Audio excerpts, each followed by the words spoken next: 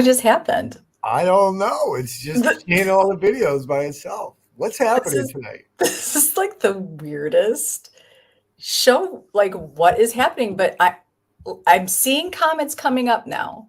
Yeah, me too. So a lot of people didn't know they had to leave the what? So a lot of people didn't know they had to leave. I don't know, Sarah. I don't know, but the video thing's weird because I only played two videos, then I played the other one, and then it started playing the other one again. Oh, and on this side, it said browser failed to play your video. Oh no! Well, it played here. I don't know for the people on the side if the videos played.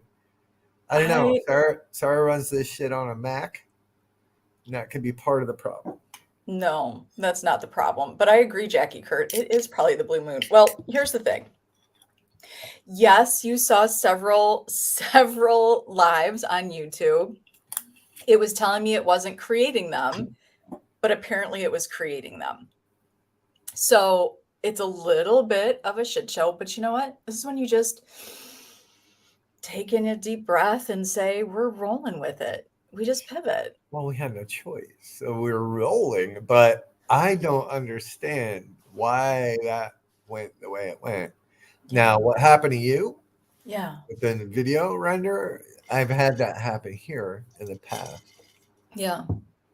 So Yeah, yeah, it's okay. It's Dee Dee. You know what? Maybe whoever has found us are supposed to be here tonight. I don't know, but it's okay. Listen, ready? We're going to start. Welcome to Seek with Your Soul. This is called life. Sometimes shit just happens and you can either get pissy about it or you can just roll with it. And we're rolling with it. like I did. Rob kind of digging your light in the back. You You like got it? like, look at you. This You is almost, it's almost like it's coming from you. it is. It's emanating from my head. It's your aura. It's my whole aura, my whole ass aura. It Hold on. is.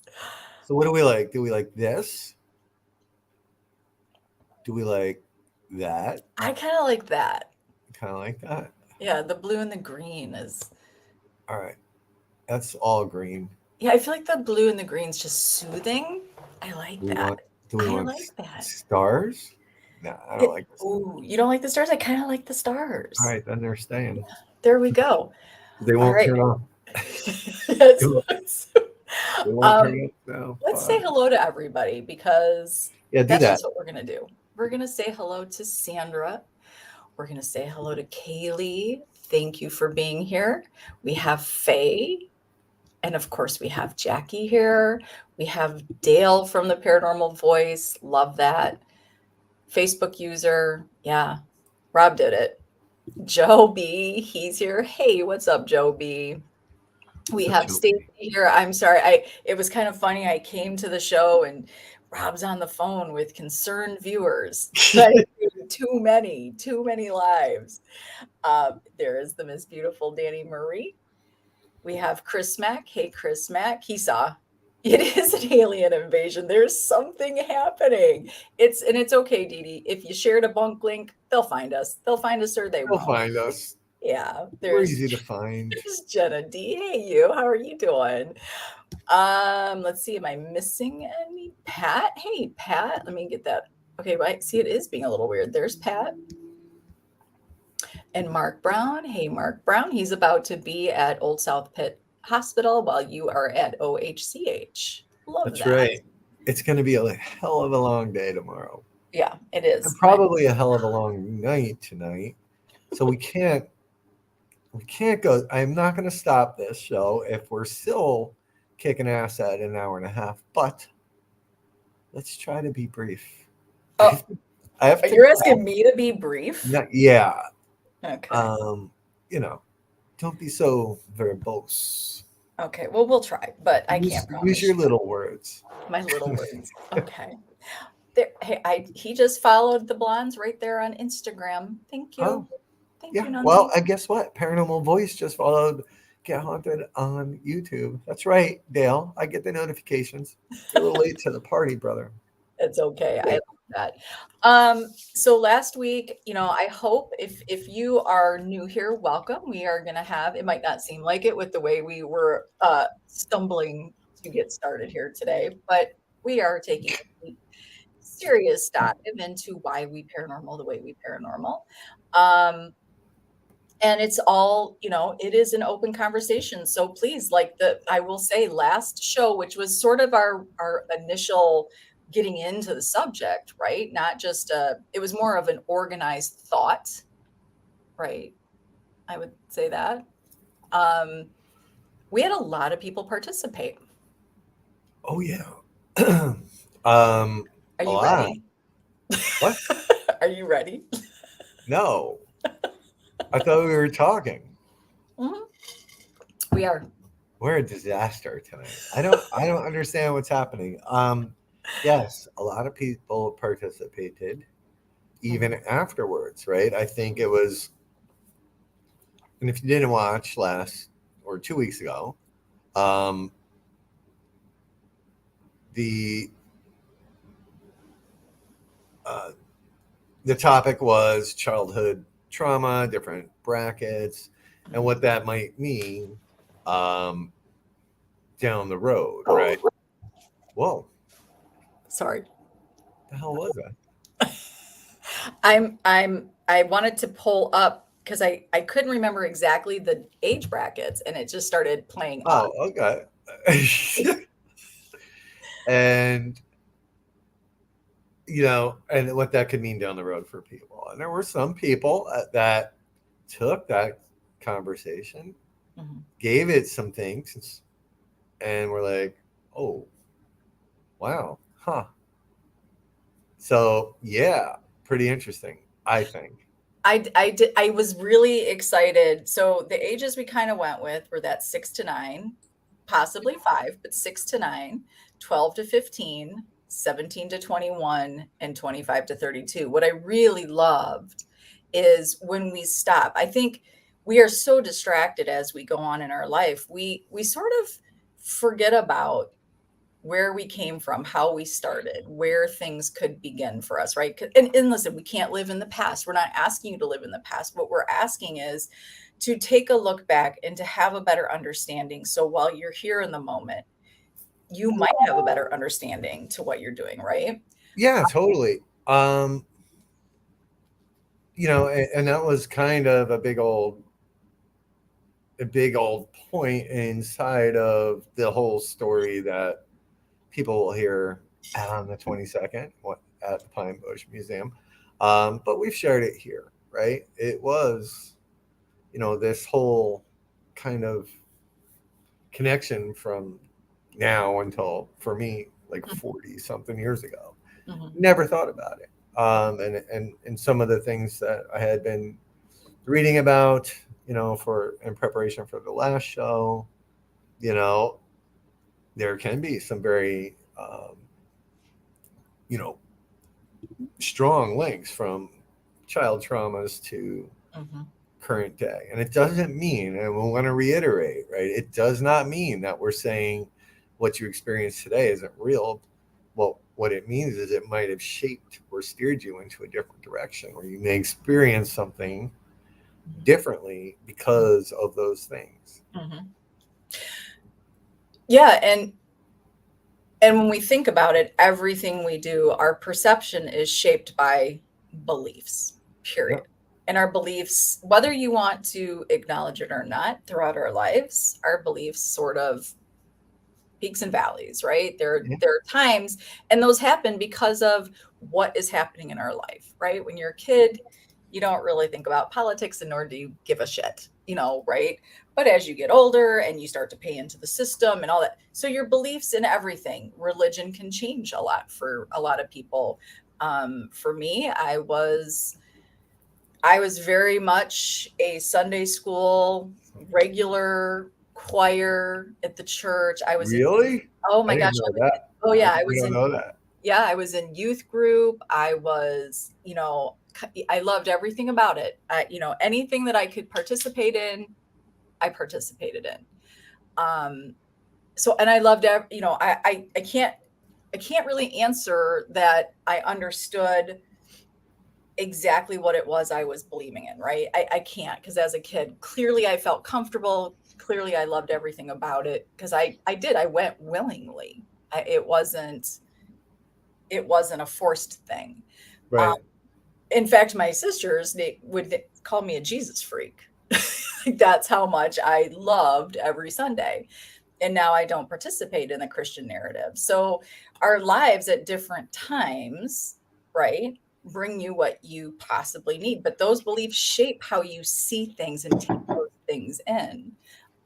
So when we talk about those age groups and our possible experiences that really sort of stuck with us, or if they didn't, when you thought about them, a lot of people, well, I shouldn't say a lot, but a handful of people were like, wait a second, Yeah. I did have an experience at this time. Oh yeah, and some were even they reassess what their first paranormal experience was. Right. Hey Kev, hey Rachel.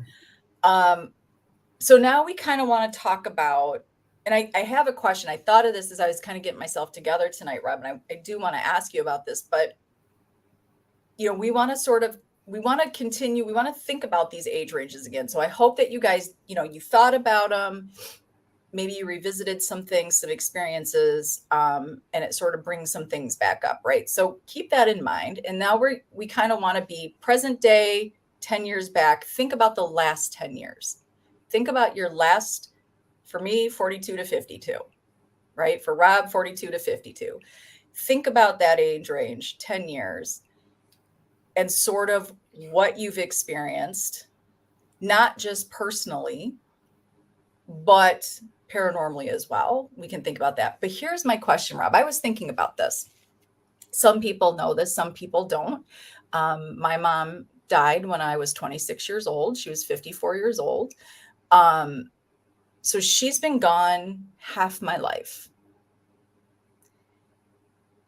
I remember, so that's a long time.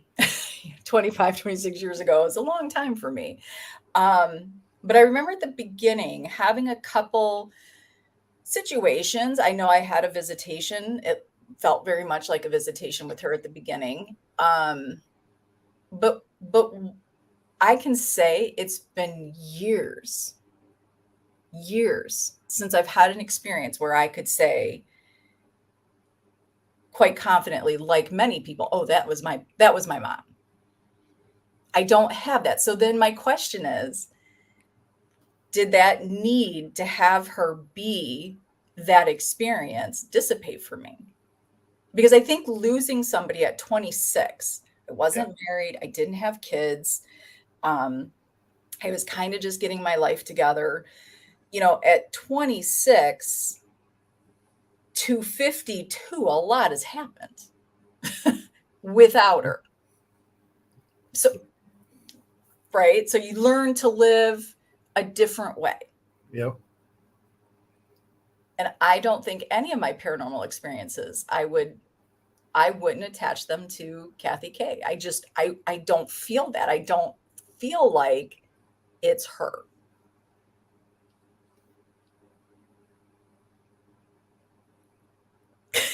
Does that make sense? I mean, It does. so how much does need play in to how we Right. So the point you're making is in the beginning you thought, right, right after she left. Was it right after? No, so little side story. So the visitation was this. It must have been a couple of years maybe after she had passed. My dad was dating someone that I didn't like in the slightest. And I'm the baby of the family. So that was one of those things where it was like, I have a say, I suppose. um, and it was one of those situations where, right, I had to tell this particular person off. Well, wait a minute. Now that I'm telling this story, wait a minute.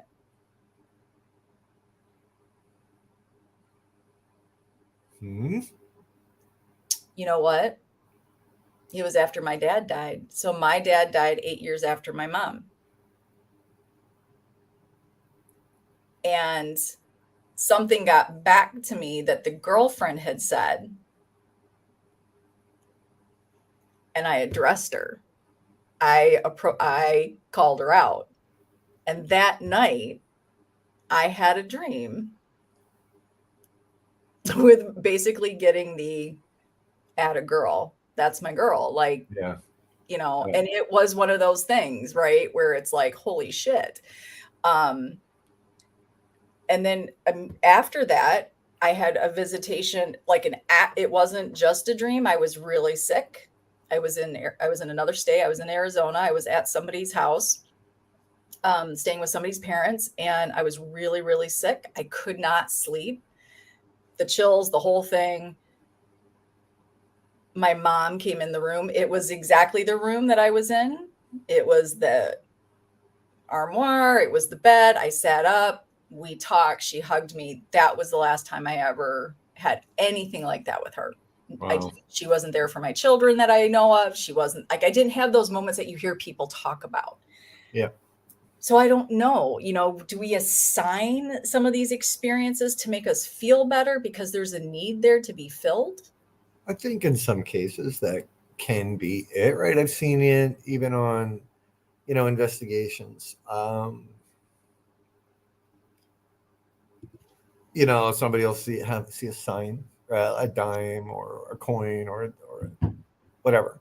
It can be anything, and then they'll turn that into, oh my god, that was something from my dad did, whatever. So I think sometimes the mind can make that happen, but also maybe sometimes it's the other way around. Maybe they are, reaching out. I know for me, and after having all these discussions, right, I've recalculated where my first experience happened, or when, and then, but even during that period, right, it was right after my dad passed that it started. But like, this wasn't even, I didn't even want the shit, and it just happened. But now that you got me thinking again, there was a day, I think I've told you this story, where he was just, he was pretty much gone for months. They kept him alive in a hospice. He didn't know who I was. Nothing. He was just there. Yeah. And I came in one day and he was sitting in his chair.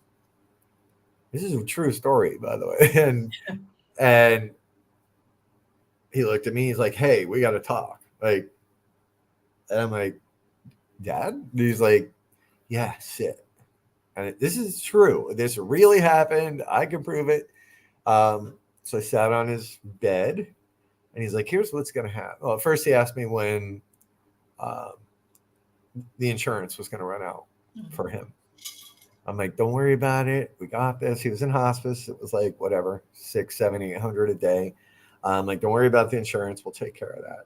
And he's like, "No." He's like, "Once that's over, then they're gonna drain the bank accounts." Money was very, very important to him. Like, okay. And he's like, "Here's what's gonna happen." He went down a list of people and what they were going to do or say, or things that they had already done, some of which I knew. He's like, "When I'm gone, I need this, this, and this to happen. Don't do this with this person. Don't do that. And tell this person this." It was just this barrage of things. And I'm like, I was ecstatic to see him coherent and able to speak. And he knew who I was. And we hung out for like 15 minutes. I was like, "I'm going to go home. I'll be back." And he was gone again. Right. And quite literally, it was, I think, 11 days until the insurance ran out, 11, 12 days. On the last day of his insurance, he was gone. Right. He checked. He didn't want to give up any of that money. So, but from that moment till he was gone, never coherent again. It was the weirdest damn thing. And so I don't know. Was that paranormal? Did he force that? Like, did something happen? I don't understand. No, don't they call that when they get that because there are things when people are on their deathbed, sometimes when they're terminally ill, they'll have this resurgent in it. And there's a certain term for it, and it can last anywhere from 24 hours to 48 hours. And Really? they can go again. Yeah, Yeah. I don't know what the hell it was, but it was very, very odd, right? And then for him to go on that last day, and then it was just a couple days later when things really started to get spooky. And it's what got me, really, really into the paranormal, because I couldn't understand the things that started to happen once Yeah. he was gone. It was really, really, really interesting. Um, that's what got me going for real. It is interesting to me because you got to be with your dad. My mom had called me to come home she did not know her last week of life. Again, I wasn't married, so it was easy for me to come home. She's like, I'll pay for, doesn't matter why. I was working a temporary job at the time. She's like, I'll pay you your week's salary. We'll have fun, whatever. Okay. Went home. We had a great conversation. When I got home, I was only a couple hours away at that point. Came home, talked. She was buying my sister's kids a bunch of stuff, going through the catalog. A wonderful chat. From that day on, I think that was a Saturday, and she was put in the hospital that following Friday, but was in a coma from Wednesday on. So again, a little bit of that. She had all her ducks in a row. There was that one moment where she was kind of sitting as my dad and I were eating dinner together, and she had a friend come over who was a work friend. It wasn't really somebody that it's not like this person was in our lives greatly. And she looked at this person and said, I don't know who they are. And my dad and I were in the kitchen, and we kind of were like, what do you mean you don't know who we are? But now I'm starting to wonder if she was even talking about us, Right. because from then on, she was pretty much not coherent. Yeah. So yeah, those things start to happen. So any sign or anything that happened immediately after her passing, because we got to be there for her last breath, we got to hold her hand and stay with her after. Anything after that, yes, I think as a 26-year-old, baby, not ready to say goodbye, not that there's ever a good time, right? But 54 is pretty young, I would say. Now that I'm 52, I would say that's pretty young. But you do, I think I took a lot of those signs, things that happened. And I probably looked for them more, right? Because I had this very bittersweet moment to watch. I was pretty tight. That's the thing we all said is, well, I guess it's time to cut the umbilical cord. She's gone, right? So to watch that, I think I needed to be able to see those signs and assign it to her. Yeah. Me. So it kind of goes with what they're saying here, right? Why wouldn't you go on the positive side, and think it's a loved one? But is it always like who really? Why are we making those judgment calls? And again, I want just to stay for the record, I am not disputing anybody's thought or theory here. I kind of like to tear stuff apart. As Rob, we like to tear stuff apart and really look at it and then stitch it back. Well, yeah, and we have sat for hours and hours, right? And sometimes when you deconstruct things, right, you can find alternative theories and alternative possibilities for a whole bunch of different things, right? We have to, um, you know, we have to look at things from all these different angles. Otherwise, it just becomes one thing. And it doesn't mean any of them are right or wrong. But yeah. I agree, Dee Dee. Yeah. This is a great statement, right?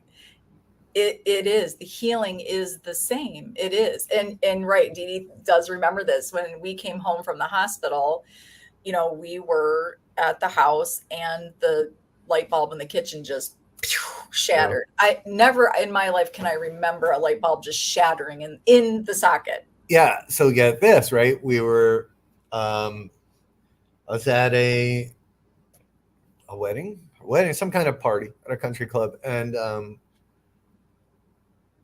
ex's family was, most were like, paranormal's not real, and but there was one or two that was always interested. So we were at the bar talking, and my dad came up. The topic came up, and while I was telling the story, a glass did the same exact, a glass that was hanging like behind the bartender in this Mhm. mobile bar Yeah. just exploded. Exploded. Everybody freaked out. It was kind of cool. It kind of helped me out, paranormal or not, but we couldn't understand. Nobody could understand. I still don't. I have no explanation for it. But that glass just shattered, and everybody jumped. It was really cool. It'd be interesting, and I don't know how much we dive into this part, but is that vibrational that these things just, Did we put that out? Did we create that? I know what you mean. I know. yeah. It's Yeah. it's it is, I was thinking about it. I was thinking about my last 10 years, Rob and I do put thought into the show. We talk about how we want to move forward. We don't plan too much. Dee Dee knows I can't plan too much, but Rob is a little bit like Dee Dee in the sense of where are we going with this? Yeah. I just want a title. I just want a title of this chapter so I know where the hell we're He going. does. He likes to have chapters. Um, but I think, we were like, okay, so, we have these age groups that we went through, and every age group kind of gives you a different, because your understanding and your understanding of concepts develop, and you see more things, you experience more things, so things start to take shape. So I started to think of my last 10 years and how much my journey has changed from all the years that I've explored paranormal in one way or the other. I have not always explored it this way. It would be a lie if I told you. I've always, I've been some big investigator, but this has always just been an aspect of my life, in the sense of, my mom always talked about angels and astrology and, psychics and all that stuff. So at some point I was always hearing something on top of watching scary movies. We talked about that. So, right, everything's getting shaped.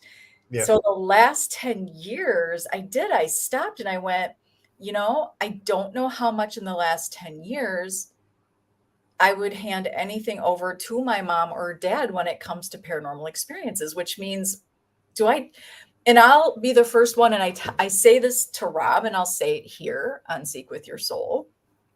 Um, Sometimes I feel a little guilty because, for my friends who have lost parents and it's still as hard for them today as it was that day, my heart goes out to you. I don't feel that way. I don't.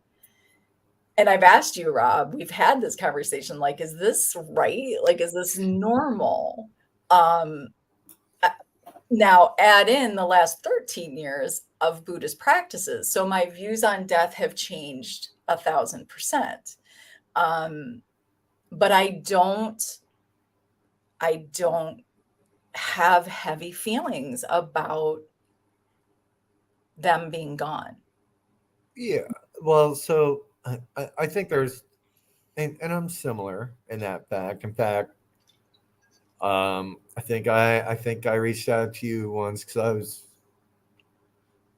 I was having a hard time not feeling incredibly sad about not being able to find my dad's grave marker.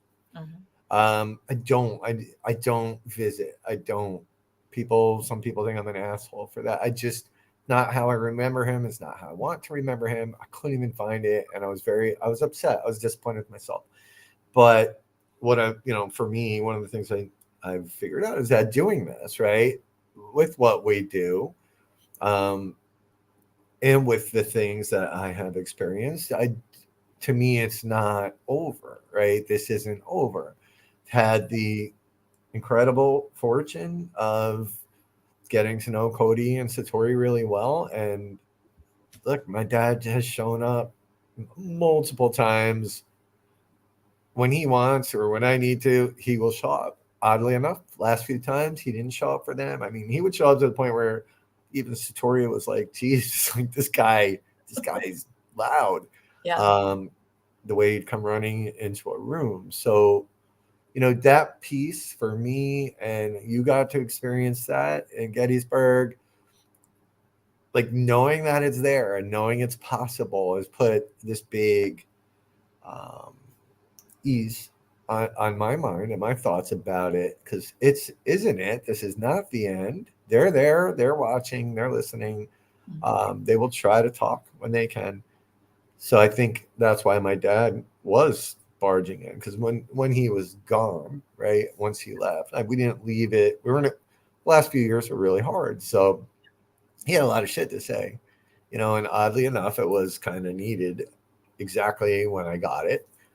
Um, but wakes, funeral, but before the paranormal, really for me, wakes and funerals just weren't my thing. I don't go to the casket. I don't go to the wakes if I don't have to. Hell, I actually went to the wrong wake once accidentally, because I go in, I sit in the last row of chairs, and I put my head down. Eventually, somebody looks up, and the priest was talking. He's like, brother so and so. And I'm like, no, I'm here for somebody's mom. So I was in the wrong room, wrong family. Nobody even knew the difference, because I kind of disappear in these things. So, Mm. yeah, I mean, it's hard and it's sad, but I don't react the same way. Even the day, with my own dad, it was just Yeah. weird. It's weird. Yeah, it really sort of got me thinking about, sort of like when we talk about the popular locations and the stories that go with them, and how so many people have the same experience and telling the same stories. Is it that same thing when it comes to especially moms and dads or siblings, especially when you had a close relationship, you know, is it the need for these stories to be alive that these things happen? And again, this is not you have to understand how I'm talking about this, because I 100% believe in paranormal. I 100% believe in energy going on and having connections. Um, so it's not that I'm debunking experiences. I just wonder how much is our need for it to be something. But Dee Dee said a very beautiful thing, which is the healing is the same no matter what the message is, unless it's more negative experiences, right? But can we turn something like losing a parent at a very young age into such a traumatic experience that things that are coming up paranormally look a little scarier? Well, according to the couple studies that I've read, yes, from at least from a look, again, when we got into this 2 weeks ago, right? Um, I firmly believe that most psychologists, psychiatrists, whatever researchers will come at paranormal belief systems from a non-belief viewpoint. That's how I see it. So you got to take these studies and really kind of Mm. look at them with a grain of salt, but also read them a little bit of a deconstruct them and look at them with a different angle, kind of like what we do on this show. So one of the really good examples that I read was um, some children that are attacked by dogs when they're little later will have paranormal experiences with Mhm. dogs. Um, so there's that weird connection, right? I don't know. Now, if you want to listen to the psychiatrists or the psychologists there, that this becomes something that they create. I Mhm. don't believe that that's always the case. It may be in some cases, or maybe it's the paranormal presenting itself in a way Mhm. that's definitely going to get your attention. And that's a discussion I've had with you and a couple of other people. Is something someone said to me once was, "Hey, about the Conjuring House. Sometimes they present themselves the only way that they know how to. That they will get your attention." And couldn't that also be said that we only see them the way that catches our attention. Absolutely. Same thing in my mind, right? But you're right. That's a really great point. Is right. So saying it that way is one thing, but seeing it how we, because look, we both have sat in a room and we have both experienced paranormal at the same exact time, and we both saw it very, very differently. Not just me and you, but me and Danny, me and Kyle, me and it's just different for people. We had, doing public events where you have large groups of people, and in some cases lined up, and we have them viewing the same exact thing. Right, right. 3 out of 10 see what I'm seeing, and by the way, the last time I did Whitehall, I brought this younger kid down with me to the shadow room there. Still an adult. Still an adult, folks. They were not younger kids. They were. Yeah, to me, all right. Sarah said I'm 52. To me, younger is like 26. But I brought him down, and then we were both sitting in the room I sat in, and everybody else was on the other end. He was seeing the same thing I was seeing. He was seeing things in the room with us that I was seeing, but in the hallway, the things we could see, the other folks could not see. So again, there could be things about that too, and we were not influencing each other. We were literally saying, I'd be like, dude, he's like, oh my God, what is up? Like on the right? He's like on the right, and we would both describe the same thing. Mm-hmm. But were we influencing each other, telepathically or however? I don't know.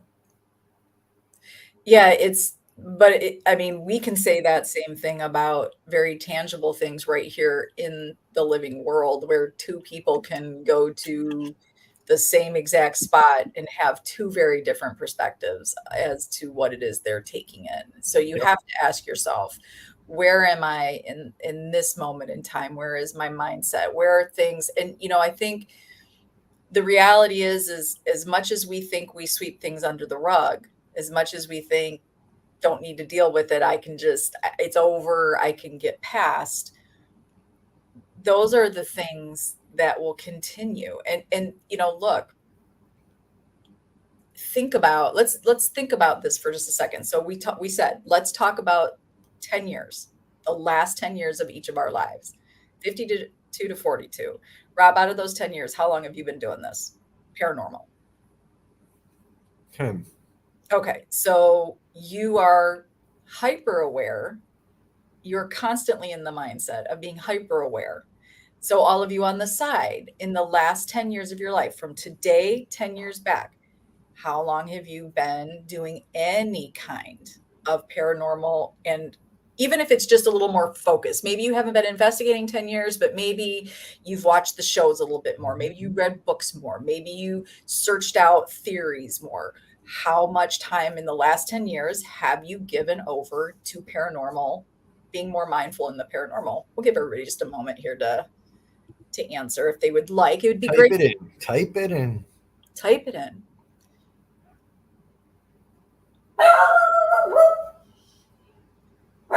Danny's been at it all 10 years. Dee Dee about 8. Nunzi, let's see. 1 year, but watching for 10. Okay. 10. Okay. So interesting. I mean, these are interesting numbers if you think about the last 10 years. And this is what else I want to just say. Those of you who are coming to the show and coming back, if this is your second or third time coming back, think about how similar. I mean, this is no different than what we saw last week with people answering, Rob. So what is it about these years, right? That we're really like, okay, we're more aware of paranormal. We are more inundated. Maybe in the last 10 years, maybe that's when it became so much more mainstream, right? It really became popular. So how does that shape where we're at paranormally?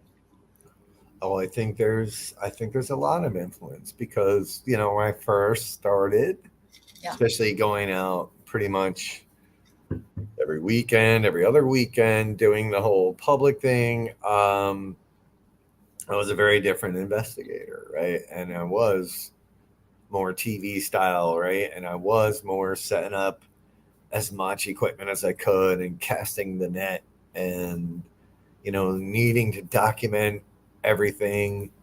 Um, and I'm sure I missed a lot in that whole process, right? Trying to capture what I needed to capture, which would have been disputed anyway by half of the population. But it was all very surface level for me. I'm talking about myself. It was surface level investigating. I never sat and really thought much more than past the stories or past the legends of these different locations, um, and what the meaning of some of these other things may have been until, well, not all that long ago, to be honest with you.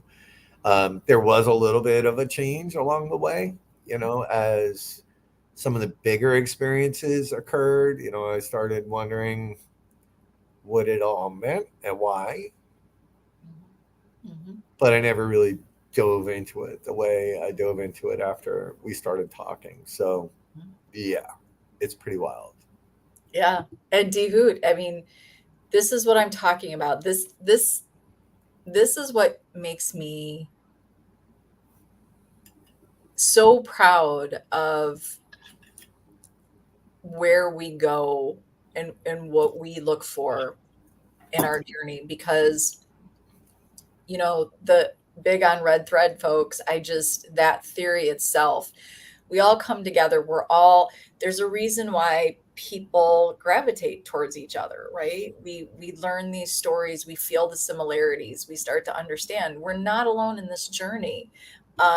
So it's a beautiful thing to think here we all are, and we're Well, having some similar, we're here, universe has called. yeah, look, we can get really crazy and weird in this, right? There are people on the side that I know that I think needed to hear what they heard last week. But prior to that, we all needed to go through these different steps to ultimately land here tonight to talk about this, maybe unlock some other doors, right? And then the whole conjuring story, everybody's curious about it. But and it took me a long time actually until after it was all kind of said and done for me to realize that, well, shit, if X, Y, and Z didn't happen 3 months before I ever went to that house, I never would have been at that house. So that red thread just keeps going back all the way back through history, right? And it's some of it's pretty friggin' amazing. And I do kind of wish, like our Heyman House investigation, if that was filmed, people would people would be like, "What the hell?" So, and that was the first time really ever investigating with each other. It was the first time It's the ever first one. investigating, and that place just was so magical. And Sarah, I don't know if we used any equipment that night. We had a couple K2 meters. I think the only thing two things I remember, you were recording, Yeah, yeah, because yeah. that is, and I used the tripwire with Thor. And then and a REM pod apparently at one point because my hearing aids died and I couldn't hear Yeah, the. that was at Couldn't the end. Yeah. hear, So there wasn't, no, but even at that, we weren't focused on equipment. no, We really weren't focused. It was there, but we weren't focused on the equipment. yeah, Um, okay, so we think about the last 10 years. Most of us are within that 10-year period of really, really where our mind starts to go and say, I need to know more. I yeah, need to know more. And we really dig into what it is when we go on to investigations, right?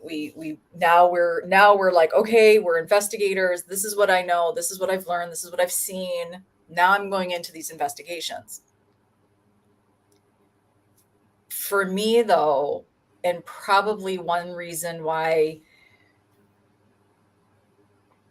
I got nothing from those, for me, it doesn't work for me to go in with a piece of equipment to a location with a said story, and I'm going to try to recreate that, right?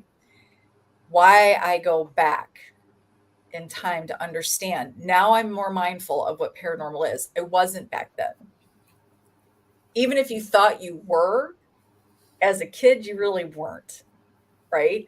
So I'm just asking you to not live in the past, but to step back in the past and see what in those age ranges that you had experiences that you shared with, do any of those experiences seem similar in any way to the last 10 years of your mind being very focused on paranormal?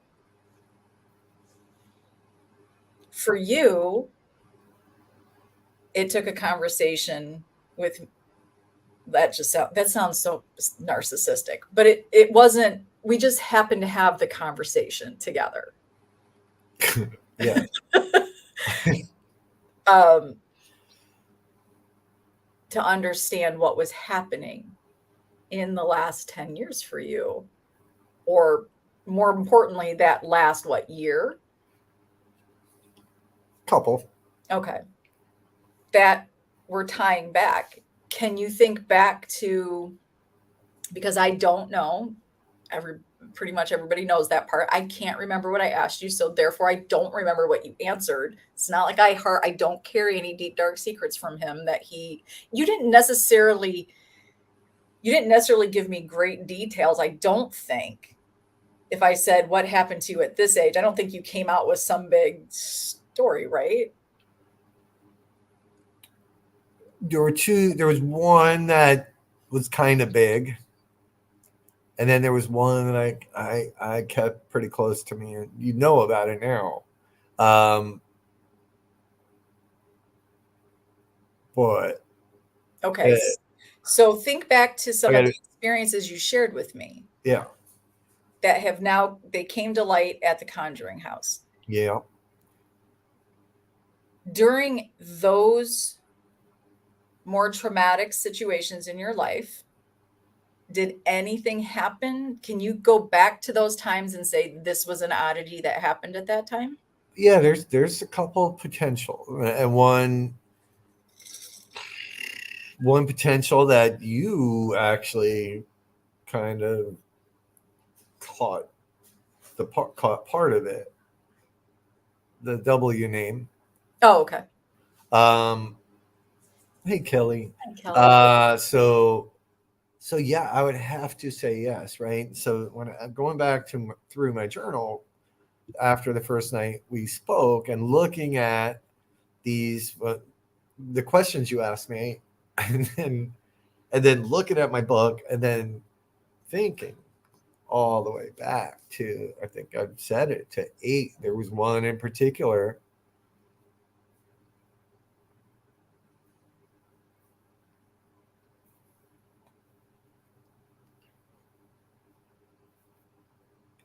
And it's a big one, right? It was a big one. So it's, not for believing or thinking that I hadn't thought about this in 44 years, to realize that this house and these books and these things were kind of like going, hey, it's time to put this one to bed. um why it would show me that, but again, back to the point earlier, maybe, that was the universe's way of going, hey Rob, you gotta get past this thing, because there were little things over the years that would remind me of that incident. you know there's it was a yearly thing for certain reasons that I would be reminded of this. every single year. Um, it was hard. It was always hard. Yeah. I wish I could tell this. I don't want to tell that story. It's just not. It's not a happy story at all. Um, but good God, now once you kind of cracked me open to that, and I was like, wow, wow, because I went back to the book, and I'm like, oh my God, it went back 44 years of sitting on something and dwelling on it and being reminded of it every year, which I was like, I don't think about this anymore. But the truth is, I thought about it way more than I thought. So, was that universe cracking me and going, dude, you got it. You just every year on this certain day, you get something. You need to stop. You need to stop feeling guilty. You need to stop XYZ. Um, or was it something even bigger, or did I manifest that whole situation? I don't know. But this is where you and I get to talk, and these discussions start getting very, very real. But the message and how that story came about in that experience, Mhm. the actual experience that happened at the house was, it was freaking, it was pretty scary Mhm. until I figured it out, until that part came to light, because it made no sense, any of it. So let's ask this question. When we experience paranormal, Mhm. we, I, I'll just say for me, I'll just put this out there. Remember, this is just Sarah tearing things apart. This is not a pointed statement to anybody. Um, when we go into a popular location with stories, right? That's what we're looking for. And when we come home, a lot of times it's something that is related to us because this makes sense. This is logical. It's our home. There are things that either the home is old, like the home I live in is 100 years old, so what's left here? Um, why though do we make paranormal experiences, even as scary as yours were, Rob? Why do we make them into anything more than messages? Period. Personal. If Stacy, I don't know, Stacy, if you're on, if he found us again, but let's talk about, and I think, Rob, we've had this conversation. Information is constantly coming through, constantly. You are getting information. What was, I can't remember how many bits per whatever. It's constant. It's constant. This information is Oh, well, how, it's all day, every day, okay, 24/7. this is what we don't even realize. Yeah, about more than 95% of it's just filtered out and thrown away. Right. Um, So when this information's coming through, and it's coming through paranormally, and it's filtering through our life, this life's experiences, right? Why do we see them as Hollywood-esque type hauntings and not, look, sometimes messages are dark. Sometimes your shadow self's going to show itself. right? Sometimes you need to sit in the dark to know there's light. That's just life, in my opinion. So when this information is flying through, and that could be what we're interacting with when it comes to some of these paranormal experiences, be it a shadow person, now information's coming through at different vibrations. We know there's higher vibrations and lower vibrations, right? We know this, frequencies, we know this. And so how they're coming through whatever dimension, it's simply information that we're receiving. Yeah, and then it's what we do, right? This is where we talk about, um, with remote viewing, we talk about analytical overlays. And to Rachel's point here, right? So Rachel, I'm gonna I'm gonna argue with you on this, right? So we already have those preconceived notions. But as we drive up to Old Hospital on College Hill on Saturday, or tomorrow, actually Friday, it's got the aesthetics. It's got everything that you could have for a haunted location. It's haunted, and we've experienced it there, but it also looks and plays the part, right? Which is why, Sarah hates this guy.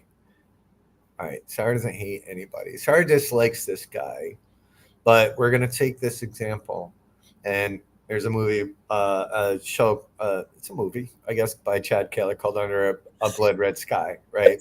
Don't put it out there that I dislike Oh, it. I'm sorry, Chad. Uh, she doesn't hate him. She just doesn't love his style.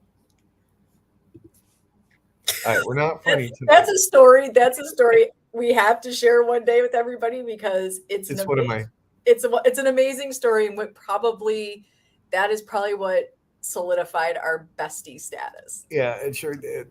It was great. So, but anyway, what he does, right, is it's an experiment where, the point is this: if we took 10 people and said there's $1 million hidden in this, the scariest of all houses you could ever imagine, you go find it, Yeah. it's yours to keep. They would go in there and they would be so focused on finding that $1 million that they probably would not have any paranormal experience, right? But if we took 10 people and said this house is incredibly haunted, you stay in there overnight, you're going to get the million, there's a better chance of those people having a paranormal experience. So we do have preconceived notions when we go, um, Rachel, because we are going to ghost hunt. We're usually going to an aesthetically haunted looking place. When I believe, and I've said this and I've been challenged on this, but I believe we could go to McDonald's tomorrow and do an investigation together and get results. I do. I don't think I think some places are better suited for it and draw more energy, but I do think that we can go to most places Mhm. and try. Yeah, and this comment, but why some places and not all? And this is where I'll disagree. You can't say not all because somewhere somebody thinks a place you don't think is haunted is haunted. The reality Oh, yeah. is, we some places have more, and what you just said, some places just attract more people that have the belief that it's haunted. Therefore, we all think it's more haunted than, you roll up to a beautiful mansion that's well appointed and perfectly manicured out front, and nobody's ever told a story. Right. Oh, But yeah. you go to that creepy one down the street that everybody's got a story on, and suddenly, so I actually believe more. I believe that no matter where you are, so I'm not a big portal believer. I do believe some places probably have a different flow of energy, but I don't like the word portal, because I believe we are each portals. I believe that you can open and close, and that it's just my belief. I can be proven wrong. I am open to that, but nobody can prove or disprove at this point. I do think that that is, I think if we all sat together and really focused on the center of the room, we could probably create the portal. Some places might be a little bit more naturally flowing, but um, so I don't know. Like I feel like you would be hard pressed to go anywhere and go absolutely zero hauntings here. Look, we've had weird shit happen at restaurants, driving down a road, but again, if you're not looking for it, you're probably not going to see it. Hmm. Here, like, there's the weird things that happen in Hmm. this place right here. It makes no sense. Brand new construction, blah blah blah. It's a but here I'm surrounded by things that remind me of the paranormal, so it's constantly, Hmm. and it's all I do all day in one shape or another, right? Whether I'm creating an event or writing an ad or whatever, it's part of my daily. Um, so yeah, so I don't know. We kind of veered off the rails here with the last 10 years or so, but I do think, But because I think what we're getting is we're really digging into where people are at right now. Right now, we said from here 10 years back, you know, we're having a discussion on, what I've ever thought that as a child.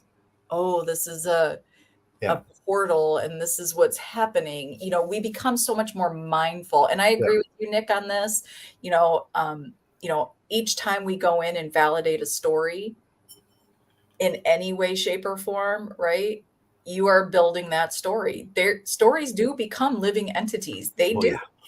yeah, So it's, and again, is it like Dee Dee said, though, in the end, is the message the same? Now, I don't know. For some of us, and I'm not suggesting anybody on the side here, but for some of us to go into a famous location and have the typical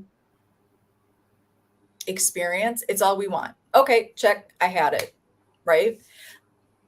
I am somebody that doesn't experience paranormal the same. I will be honest with everybody. I don't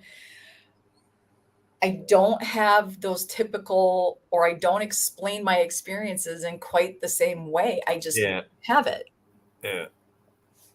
She doesn't. It's fucking frustrating. But um, the good news is she has them.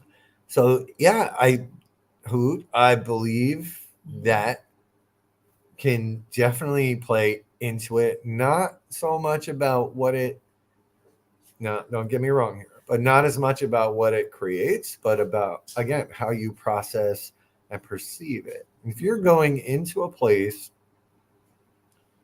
hoping for, waiting for, wishing for negative shit to happen, Yeah. if something happens, Yeah. that's how you're going to probably process it, right? And it may actually manifest it. I don't know. Mhm. But if you go in with a different mindset, like with, you know, like I went from a scared person to a very powerful feeling person when I went back, you know, in September of last year. That was a very different experience. Yeah. Why? Mhm. That house was the same. Yeah. Everything about it was the same.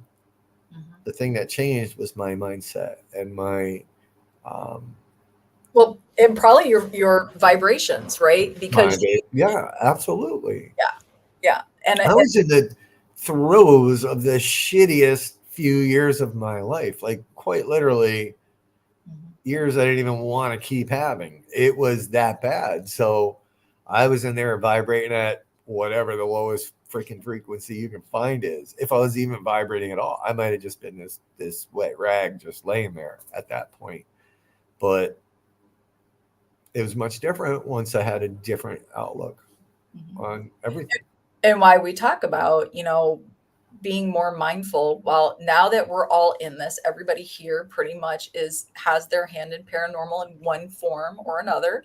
And it is why I think it is so important, you know, and I think we can all say this, and I do, for because I wasn't experiencing paranormal like so many people at these public events that I was attending years and years ago.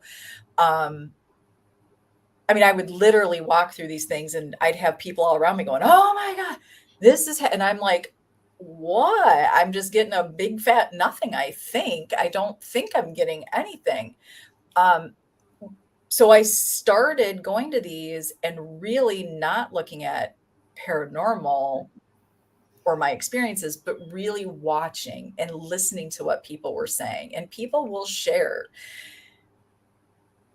even when they don't realize they're sharing things that if you are really listening, they'll give you hints as to why some things might be happening, right?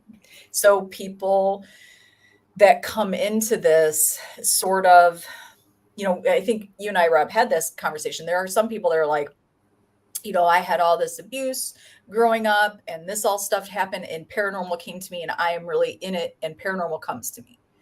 It Part of that is going to be probably a little bit of a protection thing, right? Doesn't mean they didn't Could be. experience paranormal.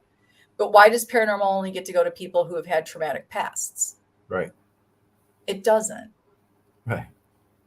And why, and so then you have to ask, you almost want to take somebody that was in that situation.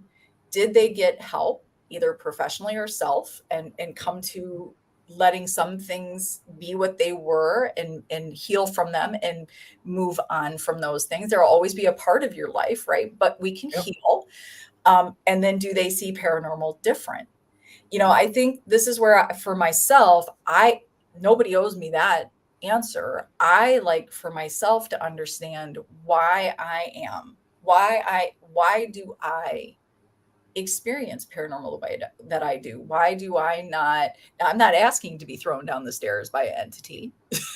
I'm not, these things are not things I'm looking for. But even, even if I set aside the fact that in the last 13 years, I don't use a Christian narrative, my experiences, I haven't suddenly opened myself up to evil. I just haven't. My Right. experiences have actually been very different and very much more about understanding what is my interaction here? What can I learn from this? Why is this specific thing happening? And I always take the Carlos story Yep. for me because I could directly relate it to what was going on in my life at that time. Yep. So why would a 9-year-old little boy seemingly make his presence known when I'm dealing with something with my 9-year-old daughter? Yep. Is it the yellow car thing that we said? Once you Right. have a yellow car, now all you see are yellow cars.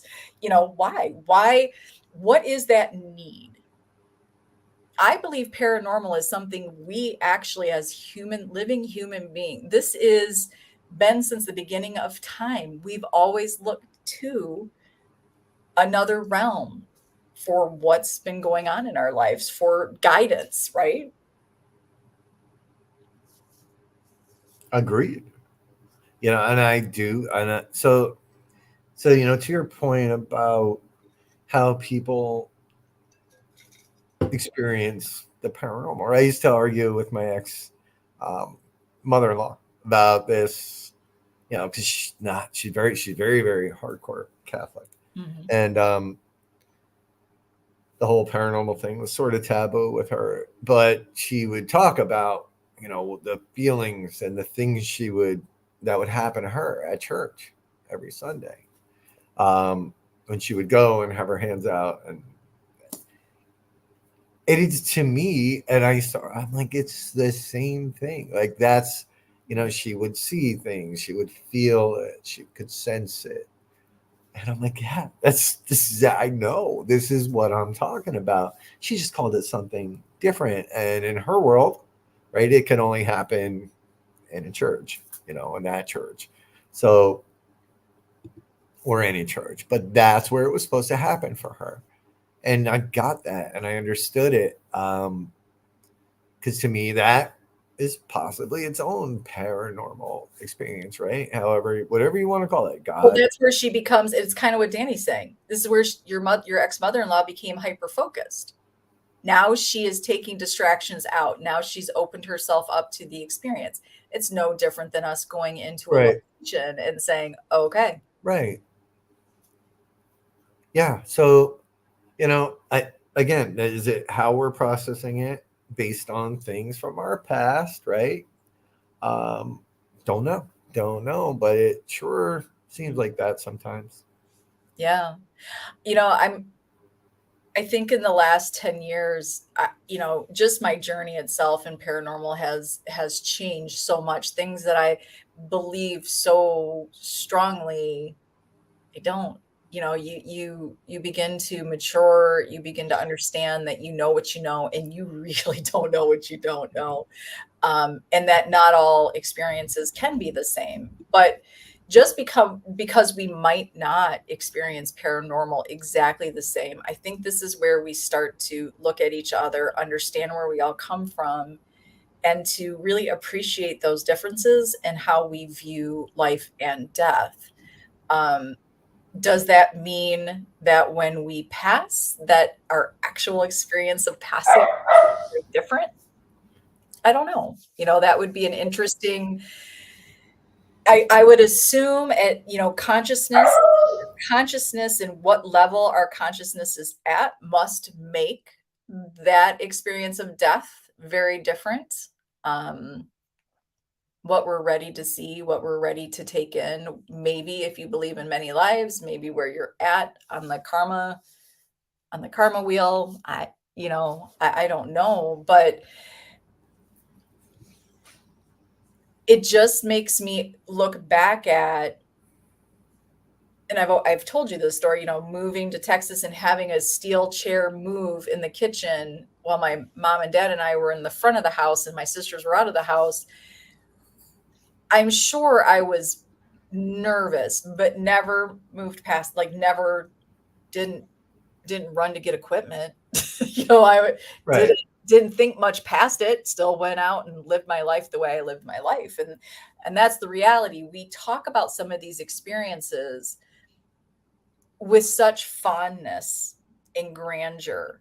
And yet, just like everything in life, right? You lose that. It loses its shine a little bit. Yeah. And you just keep living your life. You take it for granted, but then something might bring you back to it. And I think it will keep bringing it back to you until you figure out a little bit as to, I mean, I'm not saying, and maybe not, are all experiences messages for you to change your life? I don't think so, but I think they might be all. I think the majority are reflections, or perhaps Mhm. um, little hints at things. You can take now. Sometimes, look, go on investigations. We'll get EVPs that are not even close to associated to me. I'm not saying everything is that way. I'm talking about the bigger, the more profound experiences that I've had Yeah. um, tend to tie back to something, not always something bad, but something. Um, and we talked about this. Like, I think this is a great book. If there's any authors or movie makers watching, like, what if we bought a baby, right? Brand new baby, and filmed it from the time it was little, like, because we have this chat about what our first message our first like memories are as a kid. But what if everything in that baby's world was paranormal? Like, what if that steel chair just moved and nobody ever reacted to it, right? And what was that movie with Jim Carrey where he was always on TV? Like, his whole life was filmed. Oh yeah, I never watched it. But Like, Truman Show. yeah, that. What if we did the paranormal Truman Show, right? Where growing up, everything was paranormal and there were no exterior um, influences, right? No scary movies to watch, no stories to hear to be afraid of it. What if everything in that baby's world was paranormal 24/7? Mhm. Like, I would love to see how that person would be on an investigation at when it was older, not as a baby. We don't bring babies on investigations, but would there would they ever have a big scary experience if everything that they've ever known was not scary? Does that make sense? It does, and I think this is where we have to we this is where we get honest with ourselves, right? We have outside influences. Some of our first memories were handed to us by somebody else, Yeah. which means it was their perception and their memory, not your actual memory. Um, so we are so steeped in beliefs, and all of that would be hard to say. It's kind of like if you see somebody say, I go into these investigations unbiased, you can't. Right. You can be more mindful of your Right. biases, Right. Right. but you can't be unbiased. You can't. Right. And that's, I think that's the back to the baby for a minute. Like, that was, I think, part of the discussion as well, is what scares a baby, right? I know with my kids, she she had reactions to hideous things, right? Like if there was something really hideous, she would react. But for the most part, no. Like when she was 2 and playing with my dad, who was already dead, like not his body, his he's already buried. And all, she wasn't afraid of shit, and the banging on the walls, and none of that really scared her. So because I had never really let her watch scary movies at that point or told her scary stories or anything like that. So her natural reaction to it was cool. It was like no biggie. Mhm. Um, But you know what this is where I love having discussions with Dee Dee because for so many reasons, but you know, you were told that, Dee Dee, and but you grew up, and I'm going to say I would like to step it back a little bit more. I think it was on the first show. We did ask the question, when do you think your first experience was? And then we can say, I always say, no, that's not it. When was your first? I gave her the number 7 and something came up. But Dee Dee, I do think the number 5 comes up as well. There's something in your life that has always showed. And this is why when somebody told you they don't exist, mm, something in you knew differently. That's just what I'm going to yeah, put there. I agree. That's a great maybe Dehu. I don't know. I mean, you would have to assume, right, that um, certain traits are passed down by DNA, and some of those traits may be right. Like I know people who just can't accept anything other than what's been told to them and or what they've read or what the news has told them. That's it, black and white, no other way. And that seems to be a generational thing in that particular family. Like it is from Mhm, one to the next to the next. mhm. Yeah, I mean, could it be DNA? Absolutely. This, I think, where we, and I don't even know what the measures would be. However, this kind of thing, I think, for traditional science to really sort of take a hard look at it would have to start with the questions, the personal questions, the family history, let, again, because beliefs are so into it. You mentioned your ex-mother-in-law, Polish descendant, you Yep. know, Polish lore and Polish beliefs in the paranormal are pretty grand. And if you don't know the stories, you know, any of that area of Europe, and how paranormal, whether, like you said, they call it that or not, doesn't matter what you call it. It just doesn't. The reality is something from another side, from another dimension, from another realm, from another world, right? Plays a role in how we behave. Sure. It just does. I agree. I believe that wholeheartedly. Oh, look at this. When I was 5, I played Bloody Mary in the apartment building.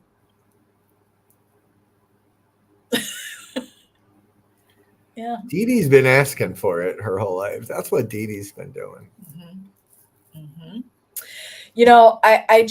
I think that, it is one thing.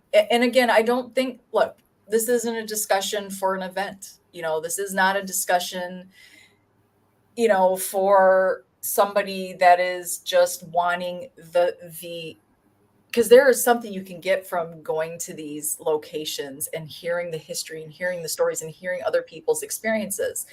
What I love about where I'm at in my journey now is that I've said pretty much fuck it to everything that's ever been told to me about how paranormal is supposed to be. And I'm starting to ask my own questions. I'm starting to look at, and I'm asking myself these questions. Okay, when you're experiencing this, or what is going on? What are you thinking? What are you doing? What are you asking for? Um, you know, I'm okay with all that. I don't need somebody to validate me. I owe nobody any explanation as to why I think I might be experiencing paranormal. There is not one person with one piece of equipment that can give you a solid, that is evidence. There you go. I now believe you. There isn't. Somebody can always debunk any piece of equipment because Oh, there is no hard line of, yep, that measures ghost. yeah. We can get on the whole equipment discussion, but there are people on our team that I took to a specific spot, and it was just about being there and waiting and asking and listening. And it scared him. Danny was one of them. It scared her. She jumped. It's some crazy stuff that you can witness there, but it's real. And no equipment necessary. Even if we took a picture of it, like you said, somebody would be like, yeah, okay, that's this, that, and they'd be measuring things, and so they'd fight it, and that's fine. That's fine. Um, that's why I don't care so much about walking around with a camera or walking around trying to document everything, because I'm there for experience. You said it, and I stole it. Right? Some people are there to investigate, and others are there for an experience. Um, I'm an experiencer. I do enjoy just being there, being in the moment, and letting it happen. Well, it's interesting because I think, now then when we get into how we're all experiencing paranormal, what I love is I think I could probably say, just from some shares from last show and this show, everybody has experienced it differently. And I don't put you in any category of, oh, you only, right? You deal with dark entities, or you only, oh, you only do the spiritual side. The reality is you're experiencing life with death is what you're experiencing. Your experience, no, I don't care what it's called. We dress them up. Sometimes people, not we, when I say that, that's a collective. We dress these experiences up to sell to other people, to be more interesting. But what is more interesting than understanding that we have these moments where we connect with the universe? To be able to connect with something that was in a state like I am right now that might not be in that state anymore. Right. Or as Dee Dee is talking to us, what if we are connecting with each other through dream state and through just pure consciousness? What if we're visiting each other in ways that we don't even realize? I mean, we do hear some investigators say that this is not a dead, they don't use the word energy. What am I looking? They'll say this is from a living person, or this is from something that has passed, Yeah, right? yeah. I've heard psychics and other people use those terminology, but what I'm seeing on the side is we might not experience anything the same, and we might experience some things the same, but we're all open. We're all open to hear what else might be out there. Right. And you land on another good point, right? We're all experiencing something, and so everything kind of points to the same direction. It's how we're seeing it and processing it, and this, I think, is the crux of all of the discussions that we have. Why does Sarah experience the way she experiences? Why does Rob have very, very different? Why does Dehu, and clearly menopause, change her mind about things? But who do you no longer? So I guess my first question is, to whom, right? Here's what I'll say. How do I say this? And if I can make this happen, who you are coming to one of these events, and you are going to see Cody and Satori do their thing and feel it and witness it. Sarah's been able to experience this. There's nothing left to prove, right? But again, like I don't go out there and do this out there and do this almost every weekend to prove it to myself anymore. I've had enough experiences. I've seen pretty much everything you could ask to see in the paranormal. Some stuff I didn't want to see. Um, but once you hit Cody and Satori in a room where this happens and these answers come, you're just done. It's kind of the pinnacle of paranormal investigating for me. Um, but I do go out there to help. It's not a proof thing, but to help people that want to experience it as well, um, have Yeah. that experience. That for me is all I need. Like I said, and Sarah said, we can have. I have a phone full of photos. I show one person, they're like, "Holy shit, what is that?" Show the next person, they're like, "Eh, something wrong with the camera."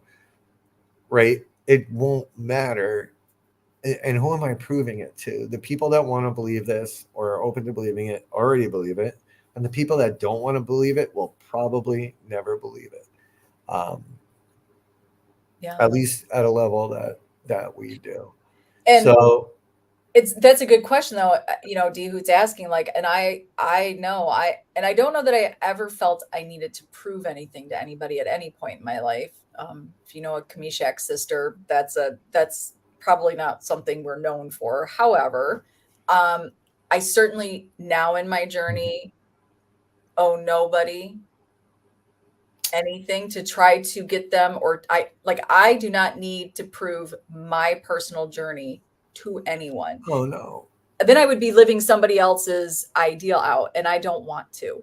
I yeah, am no longer in school trying to fit in. I am 52 and out, which means I more than ever need to understand, want to understand. I don't need to, I want to understand what some of my experiences have been. And, I have shared with Rob some things that were pretty significant in my life as experiences that I don't think at the time I looked at as paranormal. I don't know if you would call it paranormal now. Um, but to be able to look back at those and understand that they were significant things that played a part in my life that probably wouldn't be considered everyday occurrences. yeah, So yeah, proving to people, um, I don't know. There's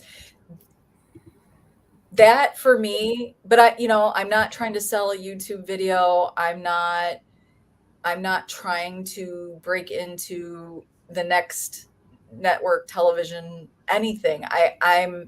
This is all for me, and to be able to meet other souls. And it is one thing that I love about our events is you watch people that come to it, not sometimes it's somebody that just was dragged along.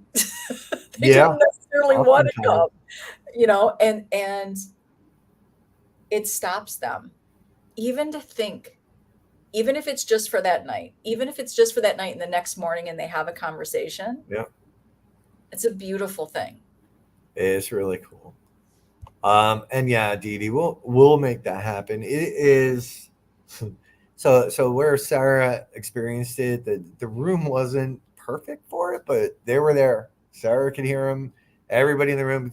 Kevin was there. Rachel was there. Um, it's amazing. It's amazing, It's and that's a good point, Dee Dee. Yeah, that is that for me, right? What you're talking about right there is the best reason to even keep track of these things or document them. Mhm. Yeah. Well, and then that ties into her dream, analysis and understanding.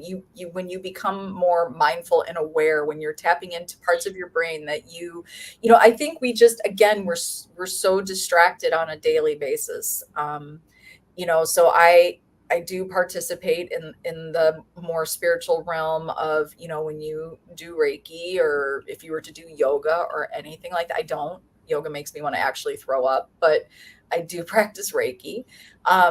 When you participate in those more mindful, where you're tapping into your consciousness, right? Like, if that is really all you're doing, I used to have an opinion of the people that did it 24 hours a day and sort of how they seem so like, ooh, life is so amazing, but they're weeding out the distractions that we all have, our phones, social media, television 24 hours a day, thinking we have to work and play and barely get sleep. I think we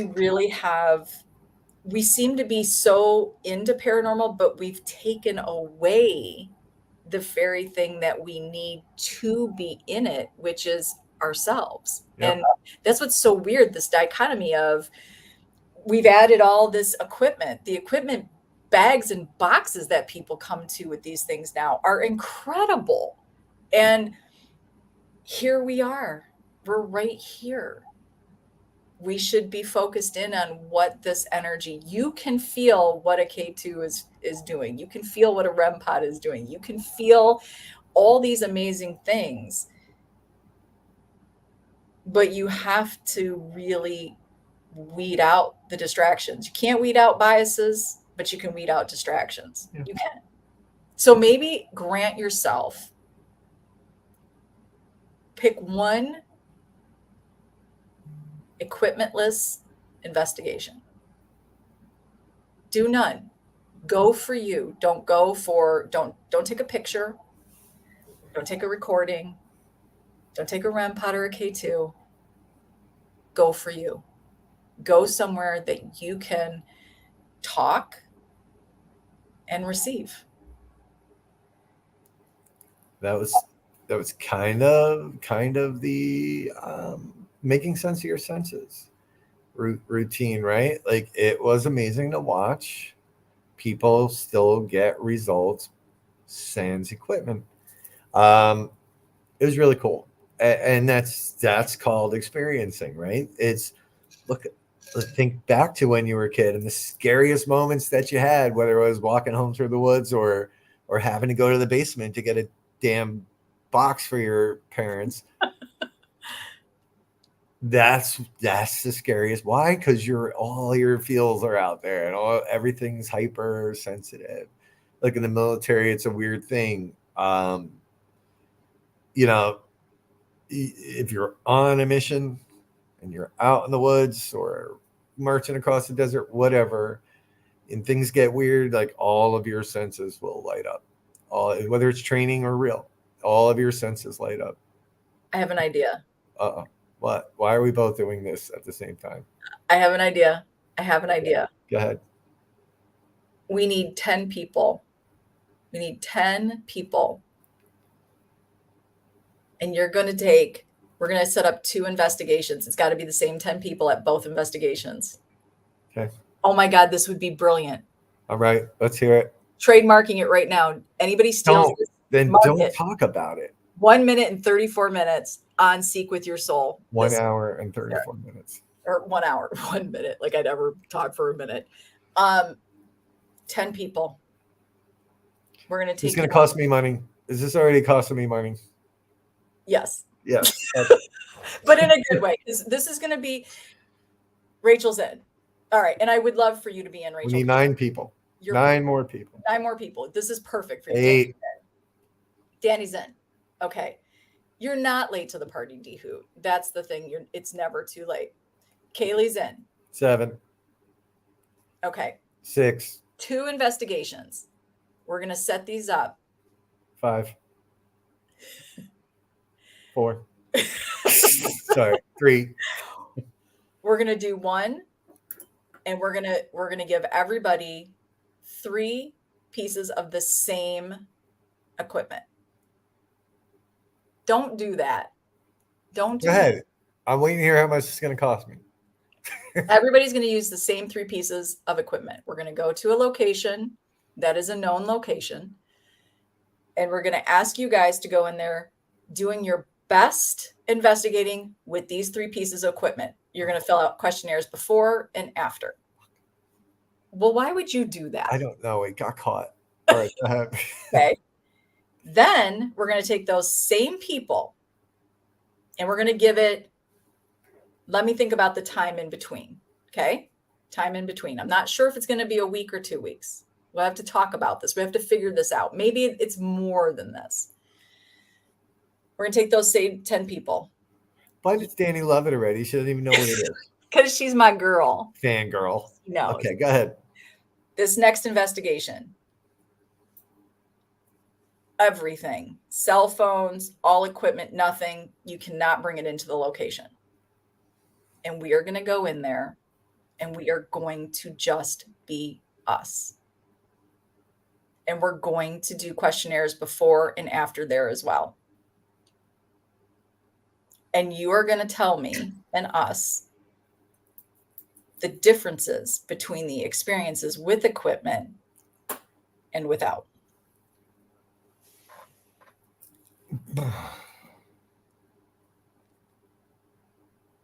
Will they have tasks? Yes, absolutely. A little bit of it will be a little bit like making sense of your senses in a way. Okay. But everybody has to do, we're going to have all 10 people. We're going to ask you all sorts of questions, from beliefs to upbringing to, we'll have questions ready for you.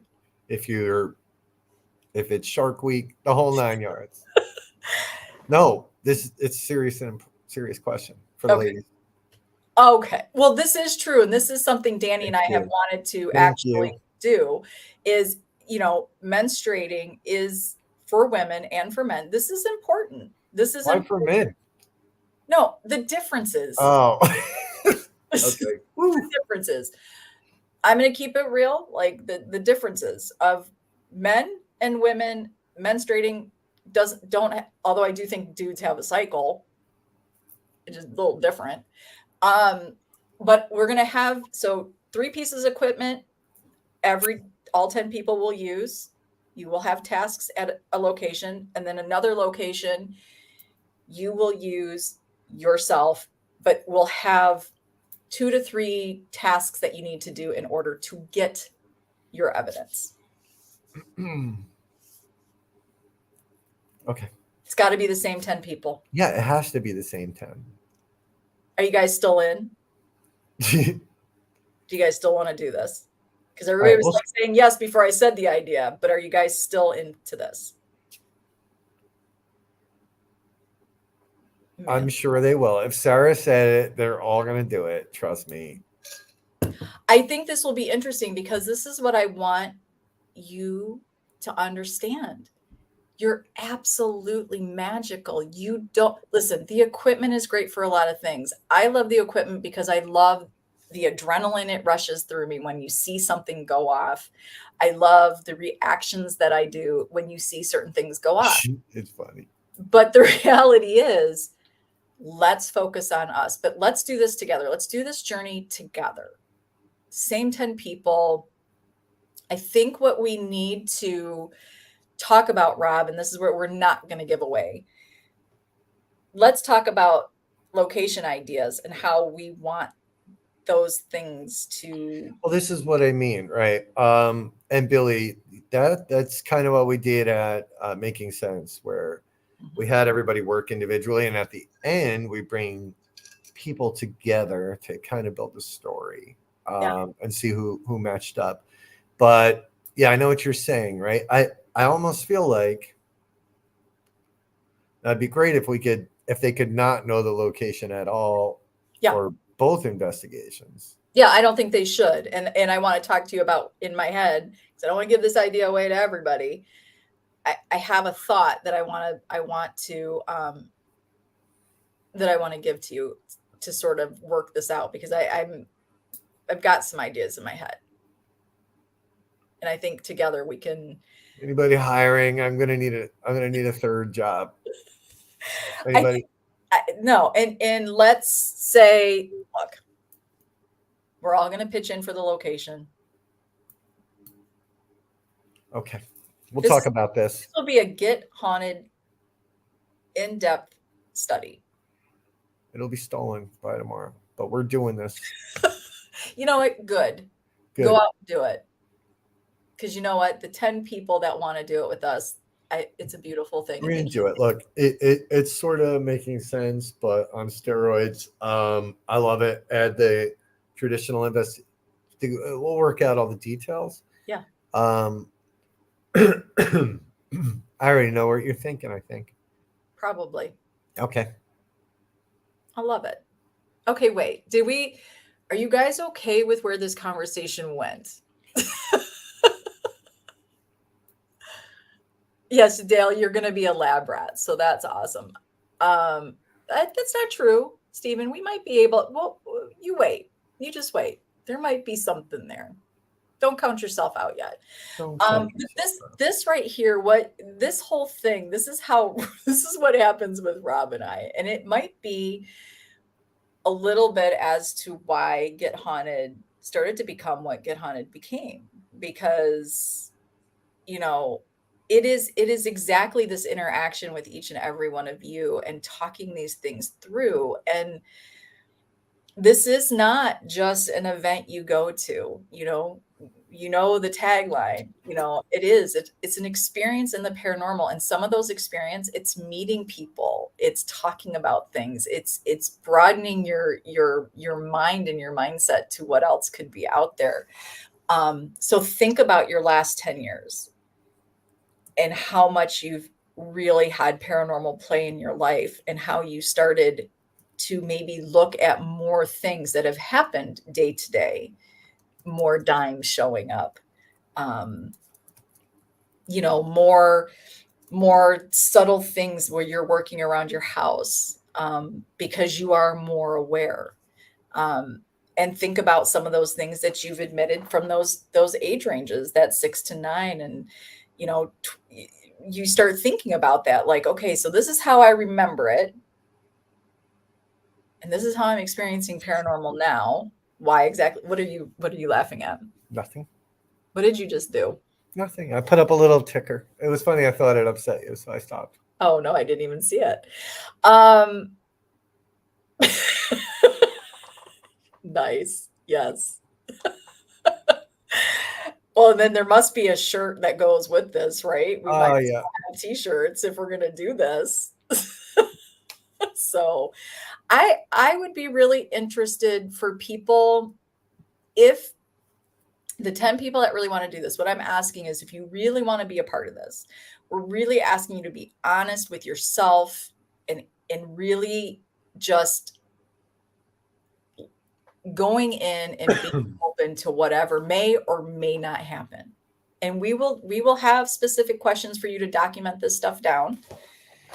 And we can build off of this. I think this could break 10 people.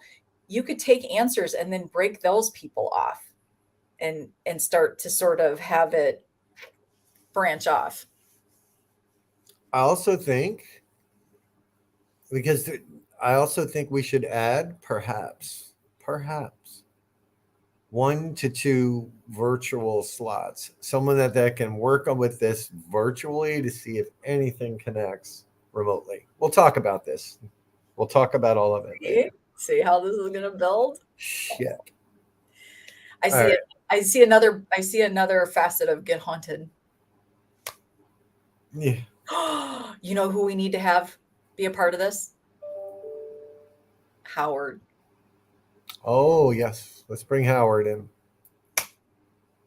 Okay. This is beautiful. This is coming together. Do you see him moving his jaw? This means he's like, oh God, like he's just Nah, that's just tension, and I need a dentist. So. it's tension already. Anybody's a dentist out there, give me a call. Yeah, I think this would be it's taking these kinds of time, moments to step outside of, even if we think we're doing investigating a certain way, when we're going, okay, I'm going to this location at this date. This is a more personal journey. This is taking it to a different level. I think this is doing it for you in a whole different way, not just, oh, I've always wanted to get to this location, I'm going to go and investigate it. You're the focus of both these investigations. You need to not be distracted by, and like I love the fact that, no, we should not. Yeah, Sam does need to be a part of this, D Hood. I agree. Um, you shouldn't know the location prior. I mean, we'll whoever's going to be a part of this, we'll have to make sure it works for everybody, but not to know, and no digging in, and no being too wrapped up in, it can't be the Conjuring house. We already know that. I don't think it should be anything like the Conjuring house. No. Oh, I know the perfect place. All right. And I do believe we should add the God helmet. I'm down with that. You down with the God helmet? I think it would be. We're gonna have to find a couple. If we're gonna have to, and here's the thing, that was a lot of women saying yes. We definitely need to make sure we have. It doesn't need to be 5 and 5, but we definitely need to have some men. We definitely need to maybe throw somebody there in menopause. Maybe throw somebody in there that's quite young. What's me? I'm in between right now, so but we need to have all that. We're gonna questions will be there will be amazing questions. Yep, this all sounds very illegal. It does. Why does it sound illegal?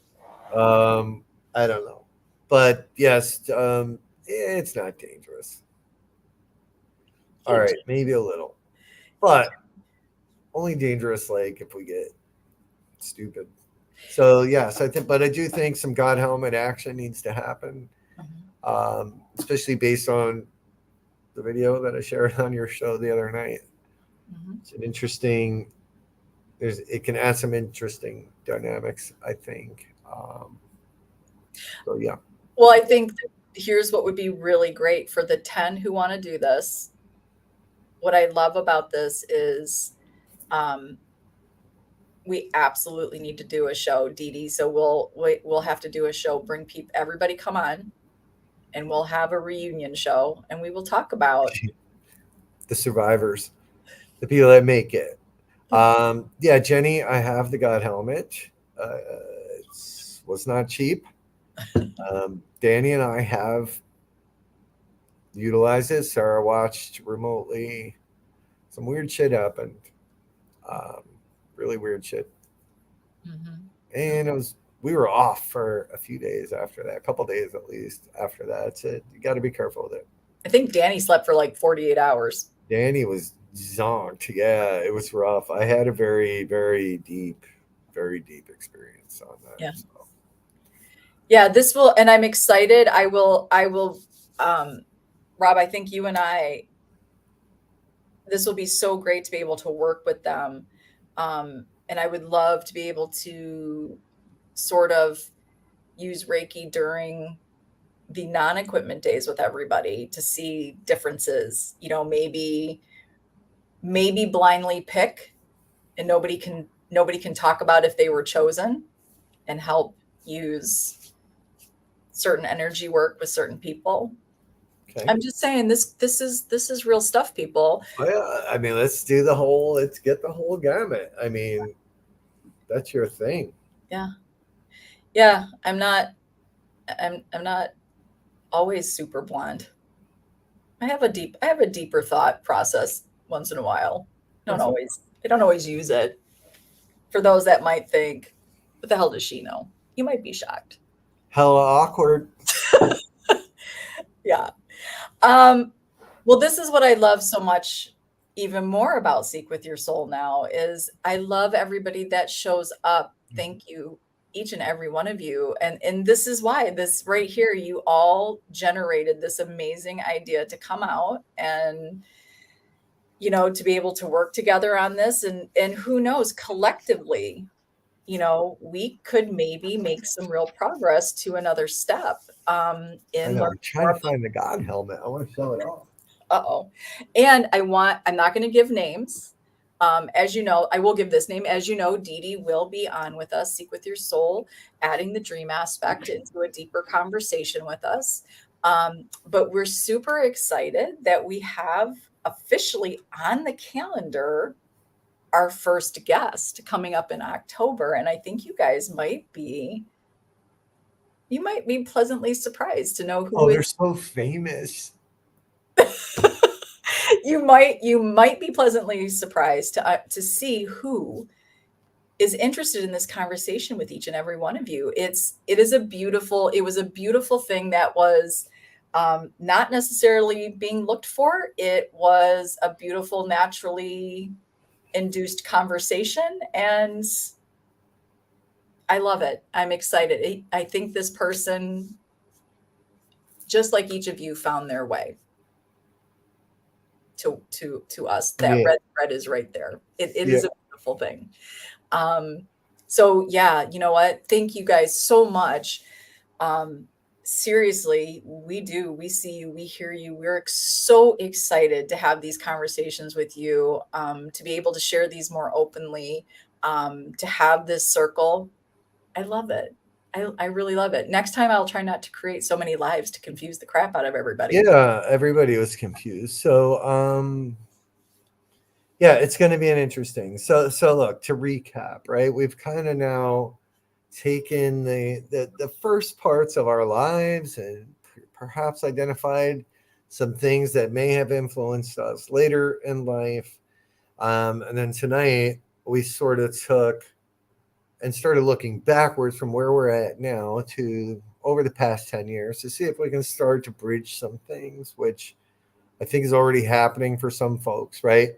The interesting thing about the side tonight is a lot of us are in this at this similar age bracket here. Mhm. Um,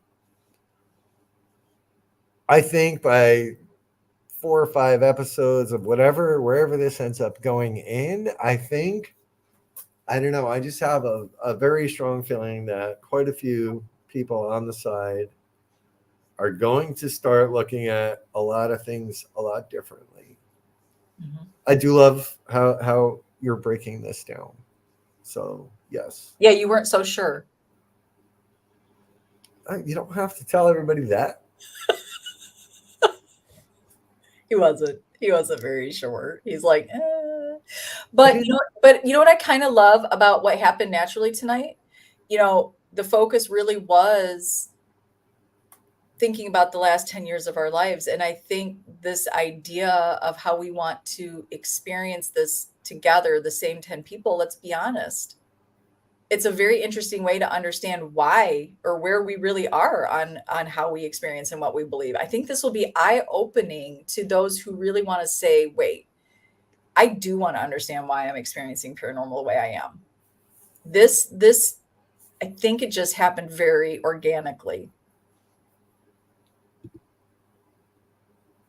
Yeah, I agree, and I think ultimately that's it. And once you can understand, or maybe or begin to understand why your experiences are what they are, it makes the experience. Mhm. You know, I'll be honest. Doing this all the time can be kind of like, right? To have this reset and this restart, and to find that I think most people are looking for, okay, what's the next level? What is that? Oh, I got to capture this. I got to capture that. I got to get this. No, that's not the next level. The next level is all right here. Yeah.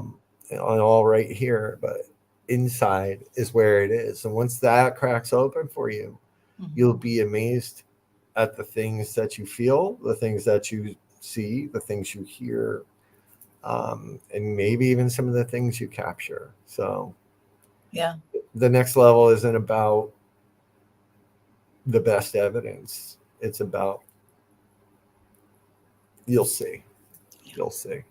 Yeah. Yeah. We're just, this is, I don't know. Yeah, I agree, Dale.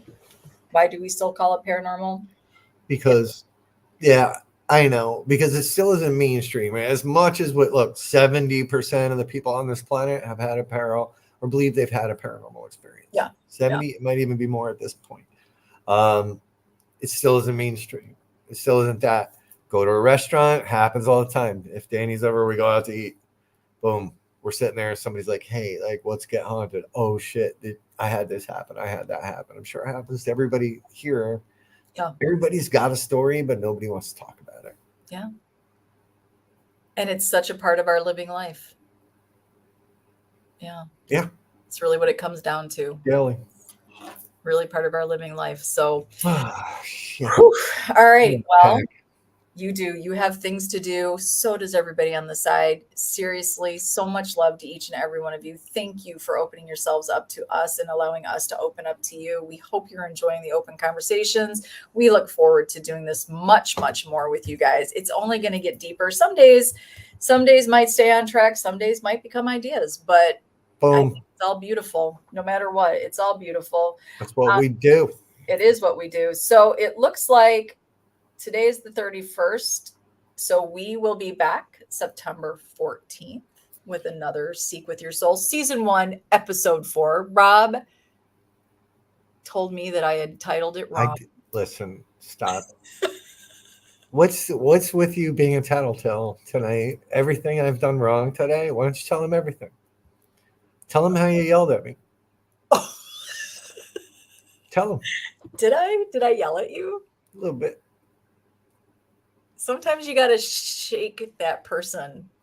That baby. You were going to say that baby. No, I know. I wasn't. I don't know. Not that. I Okay. really, sometimes you got to shake somebody to see all the beautiful things. I got shook today, people. I got shook up.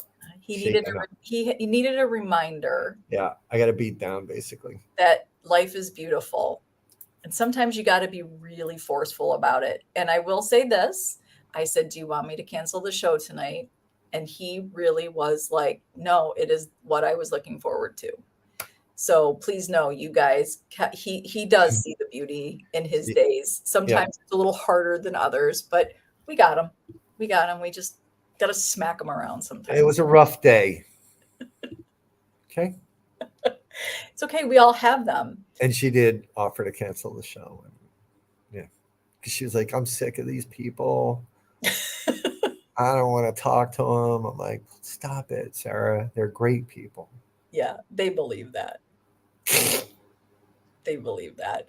Okay. No, it is. It's always good. And I hope, Rob, that this was a good talk for you to understand that, Rob is beautiful. Yeah, thank you, my friend. Rob is beautiful. You're beautiful too, Kev. Okay, you too. Get a room. Maybe you will September 23rd. Wow. Anyways. Wow. So wait, we're doing the show the what? What's the next date? 14th? September 14th. Yes, sir. And then what's the second show? The one after that's the 28th. Mm-hmm. Yeah. Interesting. Yeah. It's going to be good. It's going to be good, folks. And then we get into October, and yeah, this is going to be great. And guys, there is a group, Seek with Your Soul, on Facebook if you want to continue the conversation or see what we talked about. I haven't been constantly, because how many more groups do you want to belong to? But I am putting what we've talked about, a brief synopsis, so you can go back and kind of look at it. As always, our doors are open. If there's something you want to share, if something came up for you during the show, you can reach out to Rob and I always. That is what this is about. You never know. It was beautiful to see after the last couple shows, people reaching out and just there was some really cool things. Bree, when's your birthday? The 28th of September? Yeah. Anyway, it's a significant day for me too. That's why I asked. Yeah. It's good. Cool. All right. Well, he's got packing to do. I got to pack it up. Yeah, he's going to pack it up. Safe travels to you, my friend. Thanks. Give Old Hospital on College Hill all my love. Tanya and Charlie, all my love, and the location. I will to all of that.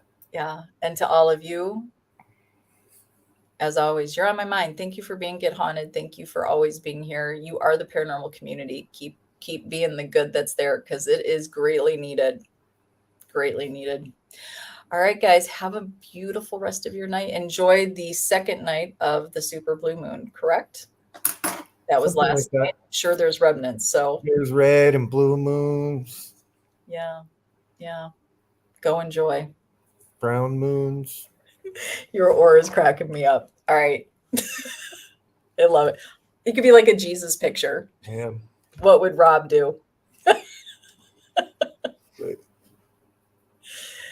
Somebody take a screenshot. Oh, there you go. go, oh, it's angelic. Okay. You're a goof. On Enough. that note, we're going to have a beautiful night, and we will see you Monday, Paranormally Blonde, Wednesday, midday, midweek, and also September 14th, The Next Seek with Your Soul. Right? Yes. All right. All right, guys. Have a good night. Okay.